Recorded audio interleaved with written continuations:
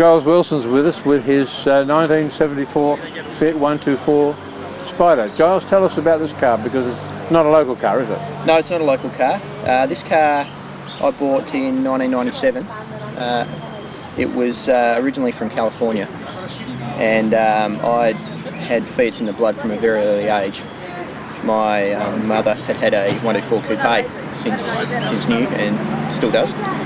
And so I decided that when I had the sufficient resources, I'd get myself a 124, but the only way to improve on it was to take the roof off. But rather than do that, I thought I'd buy myself a Spider, but they were never sold in right-hand drive. So hence I had to search a little further afield.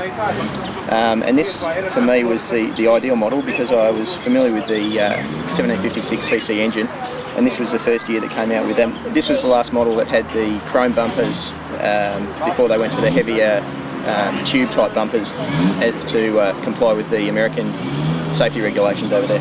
And could I have bought this car myself here new in this form? No, they never sold them, as I said, they never sold them in right-hand drive. So they were not available in the UK or in Australia. So how come this one is right-hand drive then?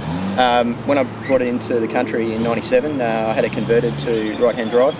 It didn't actually look quite like this. It was quite sunburnt. It hadn't actually been run for about 10 years when I picked it up, which I didn't actually realise at the time. I bought it sight unseen. So it needed a bit of work before it could be registered in Australia.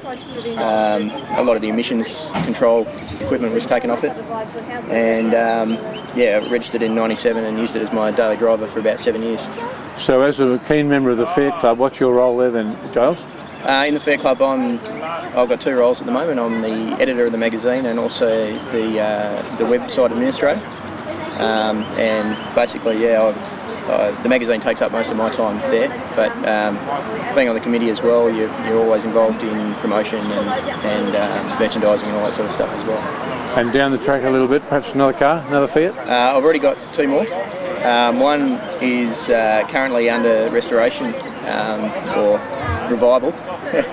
It's known around the traps as Project Bunky, because it cost about $400 and it was filled with rust, but at the moment it's drivable, it's registered, and it just needs a coat of paint to look presentable. And that is? And that's another 1974 Fiat 124 coupe. So how many of these in Perth, these Spiders? Of the Spiders, I estimate about 30, covering all years, from 1966 to 1985, but I would expect that only a handful of those would be driven with any regularity these days. Right. Many thanks for your help.